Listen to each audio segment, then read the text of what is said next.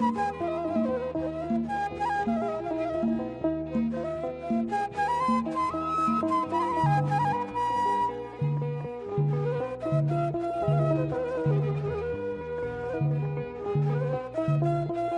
ከተማ ጉላዕ ፍሉይ ቦታ እንዳ ሚካኤል ካብ ዝተሓተ ዋጋ እስካብ ዝኸበረ ዋጋ ክንደይ ኣሎ።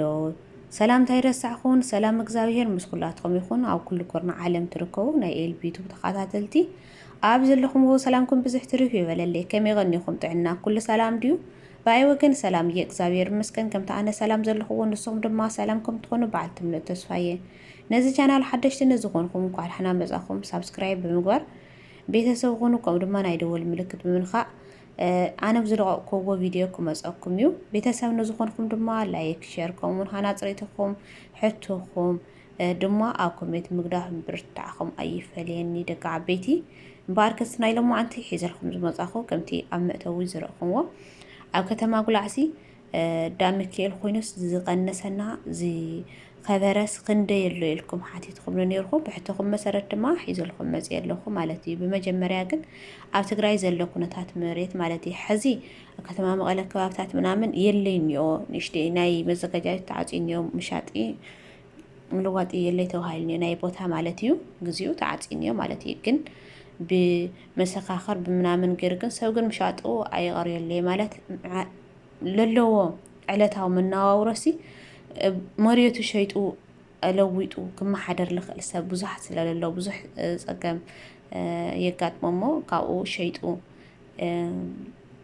العلتها من ناور كسالة سقبر غيرو كسالة سلال دلي مالتيو كأو لم تعيو شيء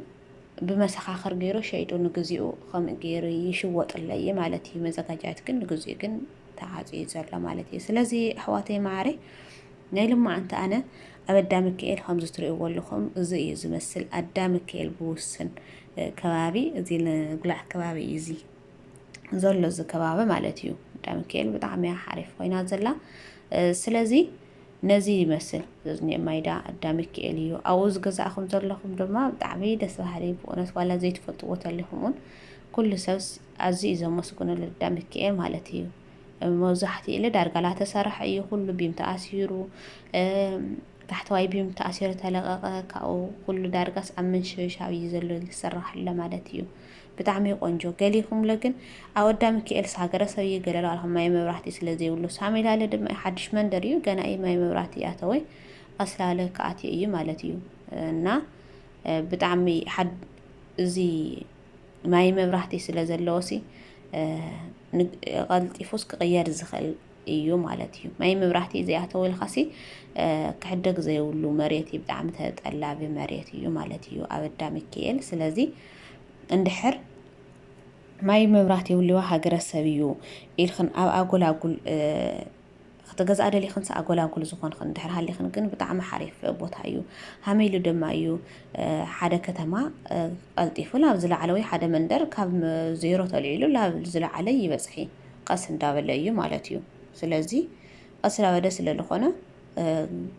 قوم دما هذي دما قوم إلى قاسيلسي كي غيريو يولكم دك عبيت واي إنا أو زكوابزي بتعمي دسفالي كل جزء له مسكون قدامك إلى سكا لدلت أي قوة خابز أي قوة بتعمي دسفالي رخو هز كتماستي أني أتكن أيام أيام بي إساني أتكن أو زبري قوين خلاص تحت خطط المتلها بتعمي دس لك والتي سلازي قدامك إل بتعم حريف بوتايتن نجز ولا وسن ولا يكون قال يكون سي مريت متحزم مسلوة يلين دحرس لا ما أخلق يلخد وسن الخلق جزا خيسي عدثات بو حليف ولا دوس لا وسخس لا خلا تعدل سل الخلص خلا ما أخلق يخاطقد نا لا سفح سل الخد لله كل كتماسي وسن ويم انتنا حتى حدكم ويك أو ولا دوس لا تول ولا دوس لا وسخنا لا وسنا سل نغد لنا زبوتها ولا تعدلك خاطلس خما أخلق وينخا تمأخذ لخا مالتيو نا كورات حواتي أو زيد دامك إلس ماني حاسوني رقدم سبرخا ينيرو مي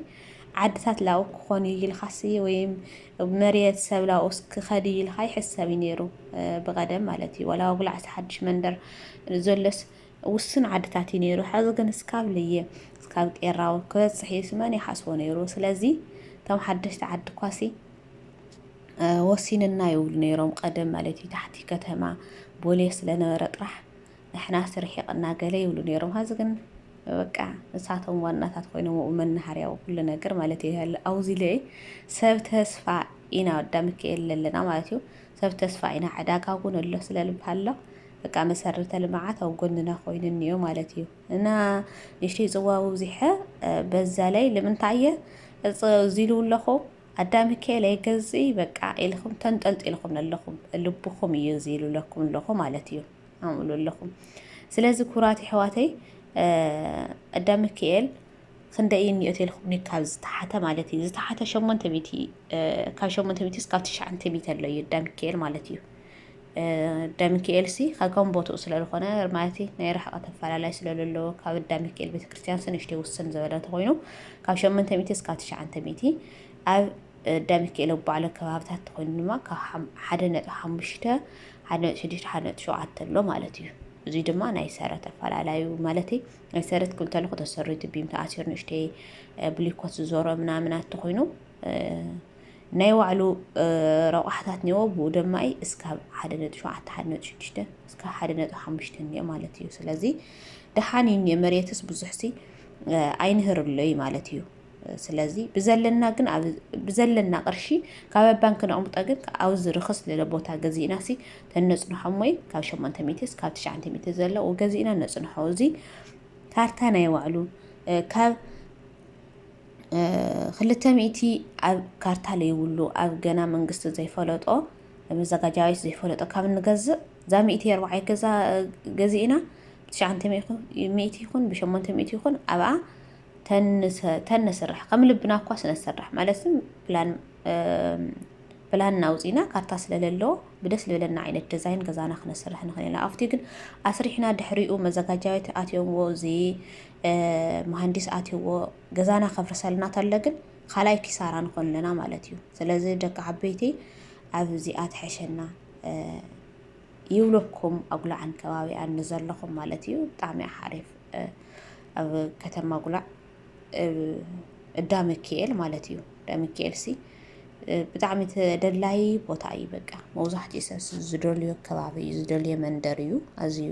ደስ በሃሊ መንደር ስለልኾነ ትሪእዎ ኣለኹም ኣጉላዕ እኳ ሰጥ ኢላንያ በዚ ታሕቲ መሬት ኣብዚ ቪድዮ ክትሪእዋ ተለኹም ሲ ኣጉላዕ ለጥ ማይዳ ኮይና እሳብ ላዕሊ ኮይንካ ማለት እዩ ብጣዕሚ እዩ ሰሓቢ ዘለዎ ጥዩ ሰሓብነት ዘለዎ ከተማ እያ ኣዳ ሚካኤል ማለት እዩ ስለዚ